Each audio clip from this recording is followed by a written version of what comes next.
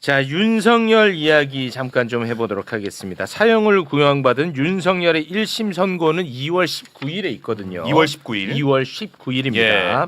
그런데 결심 공판 때 윤석열이가 아무 말 대잔치를 벌인 것은 언론을 통해서 저희가 이야기를 어제 하지 않았습니까? 그런데 네. 영상은 그때까지 공개가 안 됐었어요. 근데 이 영상이 예. 드디어 공개가 됐습니다. 보고 싶다, 이거. 셀프 디스의 향연입니다. 이건 뭐 명장면이 많이 나왔거든요. 네. 윤석열의 셀프 디스 함께 보겠습니다. 월담 의원을 잡아라, 체포해라, 뭐 국회의원을 체포해라 그런 얘기를 한다는 자체가 미친 사람 아니고선 어? 친위 쿠데타를 기획했다면은 이런 행사들을 연기했거나 아니면 계엄 선포일을 다른 날로 잡았을 것입니다. 더욱이 국회 회기 중이고 평일이어서 즉시 국회 본회의가 열릴 수 있다는 점을 생각을 하면 본회의를 무력화시키거나 방해할 의도가 만약에 있었다면 왜 이날 하겠습니까? 바보 아니니까. 국헌불란과 폭동이 안 된다는 것만 헌재에서 잘 설명을 하면 뭐 군인들 중에 일부 구속되고 한 사람들도 있지만 다 정리가 되겠거니 이렇게 순진하게 생각을 했던 것이죠. 그러니까 이런 바보가 어떻게 친위 쿠데타를 합니까? 친위 쿠데타 할 정도 되면은 눈치가 빨라야 돼요. 문체적 후각이 뛰어나야죠.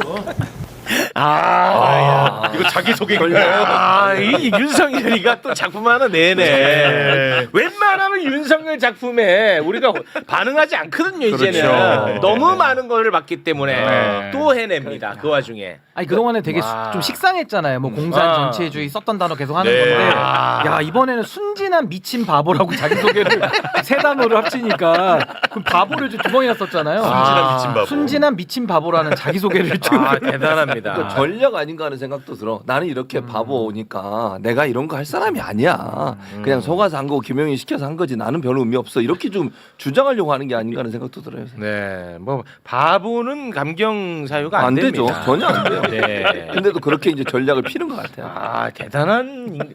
근데 너무 진짜 슬픈 게 대한민국 대통령이었어. 그렇지. 이런 사람이 대통령 돼야 된다고 당시 2022년, 2021년에 펌프질했던 인간들 이준석. 지금도 요직에 다 있어요. 네. 방송 다 나와요. 맞아요. 지금도 변한 게 없어. 난 그게 제일 문제라고 봐. 윤석열이야 이제 단죄 받고 역사 속으로 사라지겠죠. 네. 그러나 이 사람을 띄웠던 인간들은 그대로 있다니까. 맞아요. 아니 근데 그게 슬픈 거죠 진짜로. 저는 그때 2022년 2월에 윤석열 저축은행 수사 때 주인 검사 때 부적절한 행위들이 있었다라고. 그러니까 윤석열을 비판하고 검증 보도했던 기자들은 지금 재판받고 있어. 당시에 윤석열을 비호했던 사람들은 여전히 다 한 자리. 그렇지. 예. 지금 뭐 정부 뭐 그걸 다 떠나가지고 공무원 떠나서 공공기관 요직에 다 앉아 있어요. 그러니까. 방송 관련도 맞아. 마찬가지잖아요. 그대로 굉장히 있어요. 많이 그대로 있어요. 네. 어떻게 손을 댈 수가 없습니다. 언론재단 이사장 김효재. 김효재. 코바코가 또 민영삼. 방송광고 민영삼. 다 앉아 있어요. 안 나갑니다. 청자 미디어 재단은 최초로. 네. 그러니까 기자님은 지금 너무너무 중요한 말씀을 하신 거야. 검증 보도했던 사람은 재판받고 있어 지금. 이게 문제야. 왜냐? 이런 인간은 언제든 또 나올 수가 있거든요. 예. 그렇죠. 그런 인간들을 키워주는 나팔수들, 꽹가리들은 그대로 남아 있다는 사실 잊어서는 안 됩니다. 네, 맞습니다. 자, 어찌됐든 이제 검찰이 구형을 했으니까, 특검이 구형을 했으니까 공은 지기현에 넘어가지 않았습니까? 예. 그런데 지기현이가 마지막까지도 정말 사람을 열받게 합니다. 마지막까지 진짜 좀 짜증이 많이 났는데 예.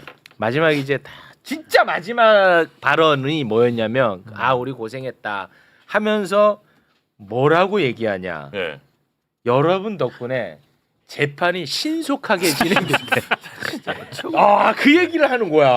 완전 사람을 돌아버리게 만듭니다. 그 장면 영상으로 보겠습니다. 뭐 숨가쁘게 진행된 약 160회 재판 동안 특히 뭐 검사님들께서 사명감 가지고 열심히 공소유지에 최선을 다해 주시고 재판부 지휘에 최대한 따라 주셔서 신속한 재판이 가능했습니다. 또 변호사님들께서도 재판 중계, 뭐 여론, 사회적 압박 분위기 속에서 최대한 피고인들을 위해서 성실하고 열심히 변론 활동을 해주셨습니다. 변호사님들이 협조해 주시지 않았으면 신속한 재판이 어려웠을 걸로 보입니다. 인권 보장 그리고 적법 절차 원칙을 수호하기 위한 프로다운 모습을 보여주신 변호사님들께도 경의를 표하고 감사하다는 말씀 드리도록 하겠습니다. 와 이거 진짜 심각하지 않나요? 변호사들의 침대 변론 때문에 예. 심지어 자기가 계산해 놓은 예측한 날에 예정된 날에 못했잖아. 그런데 변호사들 덕분에 신속한 재판이 아니 경위를 포하기 무슨 경위를 포해요? 아니 변호사들의 한 행동을 보세요. 저거는 재판을 지연하려는 의도가 아니면 저렇게 못해요. 예. 저렇게 재판부를 완전히 무시하고 막말하고 그리고 시간 끌려고 뭐 호칭을 어떻게 한다 이런 거 가지고 시비를 걸고 그렇게 왔잖아요. 그럼 질책을 해야지. 뭔 경위를 표하는데요? 자기가 지금 제대로 못한 거에 대해서 스스로도 반성해야 될 사람이 양쪽 다에 대해서 신속한 재판에 도움을 줬다고? 그건 말이 안 되는 주장이죠. 심각합니다 진짜 지기현이는. 아니 근데 저 내용도 거짓말로 뭐 신속이라는 뻥을 치고 있지만은 무슨 연말에 무슨 시상식 상 탔습니까? 무슨 소감 얘기하는 것처럼 네, 맞아요. 소송지는 안 하고 지금 뭐 본인의 소감 얘기하고 정말 지기현 재판장은 끝까지 정말 국민들 혈압을 계속 오르게 하는 것 같습니다. 지기현이가 사형을 뭐 당연히 선고할 거라고 저는 생각하는데 예. 사형을 선고해야 돼요. 지기현이의 잘못은 그대로 남아 있다는 점 다시 한번 또 짚고 갑니다. 그런데 굉장히 개인적으로 웃겼던 장면이 있어요. 예. 그 곽수산이가 너무 똑같죠. 곽수산이가 아시겠죠? 지기현 선고 모습을 상상해가지고 예상해가지고 한번 재현한 적이 있잖아. 예. 그런데 이번에 지기현이가 구형량을 확인하는 그런 절차가 하나 있었는데 예. 와 곽수산이랑 똑같은 거야. 나 진짜 너무 놀랐어. 곽수산이랑 똑같아. 예. 함께 보겠습니다. 확인하겠습니다. 일단 구형 윤석열 피고인에 대해서 사형, 김용현 피고인에 대해서 무기징역, 노상원 피고인에 대해서 징역 30년, 김용군 피고인에 대해서 징역 10년, 조지호 피고인에 대해서 징역 20년, 김봉식 피고인에 대해서 징역 15년, 윤승영 피고인에 대해서 징역 10년, 목현태 피고인에 대해서 징역 12년. 맞나요? 예, 알겠습니다. 지금 무슨 훈장 수여하냐고. 사형. 야 곽수산이랑 똑같잖아. 너무 똑같아요. 와, 나 너무 똑같아가지고. 그러니까 이게 뭐가 문제냐? 이 엄정함이 없다는 거야. 그렇죠. 예. 사형. 아니 뭐 훈장 수여하냐고 훈장. 근데 수산 씨가 거의 저 형량도 비스무리하게는 맞아요. 진짜 똑같더라고. 네, 거의 뭐 보고 베낀 거 아니냐. 톤하고 싶을 정도로. 목소리도 너무 똑같고. 너무 똑같았습니다. 예. 지금 너무 바빠요. 여기저기서 저거 다 해달라 그래가지고. 그래? 이때 노져라 그래. 자 그런데 문제가 이런 이제 지기현이 같은 놈들 때문에 내란 재판이 길어지지 않았습니까? 예. 이제 그러다 보니까 윤석열의 내란을 가볍게 여기는 분위기가 만들어져요. 그렇죠. 이게 가장 문제라는 겁니다. 이 예. 얘기를 하고 싶었던 겁니다. 그래서 걱정이 되고요. 이 내란은 대한민국의 틀을 완전히 망가뜨리는 엄청나게 어마어마한 범죄입니다. 그렇습니다. 이 정말 우리나라 형사법에서 가장 큰 범죄잖아. 예. 그렇기 때문에 예. 그래서 사형 구형까지의 그 과정을 한번 좀 짚어볼 필요가 있을 것 같습니다. 내란 특검이 윤석열에게 사형을 구형을 했지만 사형 구형 전까지 특검 내부에 이견이 좀 있었던 것 같더라고. 그 이견을 예. 중앙일보 등이 그 과정을 좀 상세하게 보도를 했던데 예. 그걸 좀 정리를 해주실 수 있을까요? 그러니까 특검하고 특검보 파견 검사들이 이제 구형량을 정하려고 예. 8일에 최종 간부 회의를 엽니다. 근데 의견이 갈려요. 실제 재판부가 집행할 수 있는 무기징역을 구형을 하자. 이렇게 이제 주장하는 검사들이 있었고 예. 반대로 윤석열은 반성을 안 하니까 사형을 구형해야 된다. 이렇게 이제 의견이 엇갈렸다라고 합니다. 네. 그랬는데 회의에 참석한 사람이 총 14명이었는데 그렇습니다. 14명. 4명은 사형 구형의 의견이었고 예. 무려 10명이 무기징역의 의견이었던 거예요. 엄청 많았네요. 예, 그런데 무기징역을 구형해야 된다고 생각한 이유도 이번에 언론 보도에 나오더라고요. 예. 그 이유를 잠깐 좀 소개를 해주시겠습니까? 자, 그 검사들은 이렇게 주장을 합니다. 전두환하고 비교해 봤을 때 민간인 사망자가 없다. 그리고 사형이 집행되지 않고 있지 않냐 지금 대한민국에서. 이게 굉장히 심각한 인식이거든요. 그런데 뭐 다행이지만 사형을 구형을 했습니다. 예. 그런데 사형 구형 논고문을 보면은 사형의 이유가 잘 드러나는데 이거 정말 중요합니다. 그렇습니다. 이게 정말 중요해. 예. 어제 이제 매불쇼가 이거 관련해서 정말 어제 매불쇼는 좋은 방송이었어요. 그렇죠. 예, 네. 굉장히 좋은 방송이었는데 설거지를 하면서 듣다 보니까 좀 저평가가 됐어 어제. 약간 그랬잖아요. 어제 그 한인섭 교수님 맞아요, 말씀이 아, 네. 진짜 중요한 부분을 많이 짚어 주셨거든. 네. 근데 어제 약간 좀 저평가가 돼가지고 이거 다시 한번 보고 가겠습니다. 윤석열 구형 논고문 중 일부를 소개 부탁드리겠습니다. 대한민국이 쌓아올린 민주주의와 법치주의의 성취가 일순간에 무너질 수 있었다.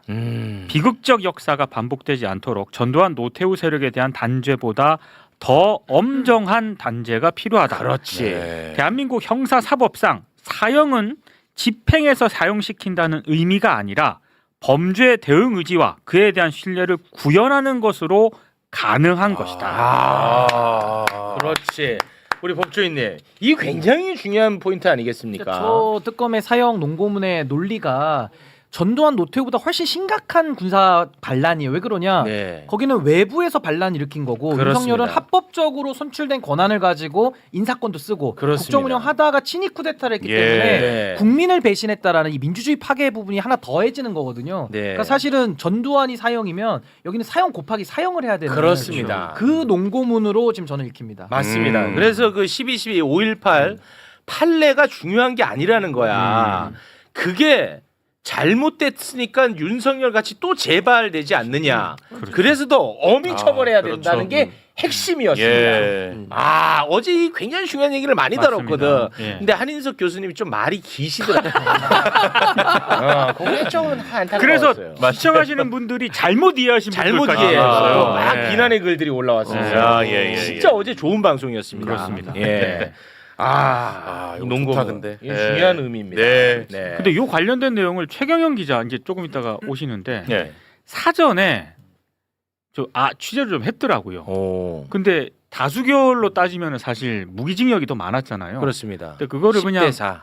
10대 4 정도 됐는데 정리한 사람이 조은석 특검이었다라고 합니다. 마지막에 그 보도 됐는데요? 아 그래요? 네. 아니 그러니까 조은석이 그러니까 이게 원래 9일에 예. 구형하려고 맞아요. 했잖아요. 오전에 이제 특검팀에서 갈 거 아니야 법정에. 예, 그렇죠. 갈 때까지 두 가지 버전을 다 들고 갔어요. 무기와 사형. 무기와 사형을 다 들고 갔어. 예. 앉아서도 무기와 사형 결정이 안 났었어. 그런데 그때 조은석 특검이 문자를 넣습니다. 예. 사형.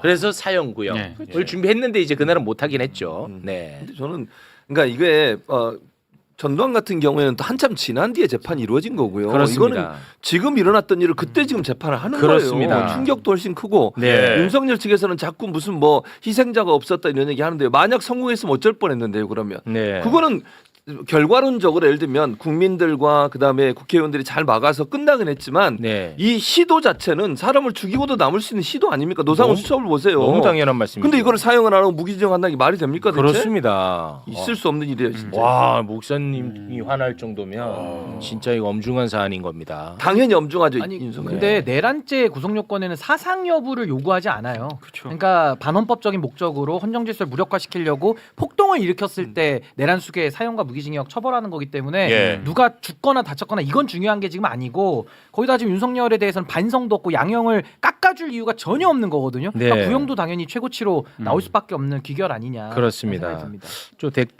또 댓글에 최욱이 저것 또 조은석 세탁기 돌린다고 오늘은 징징거리지 않기로.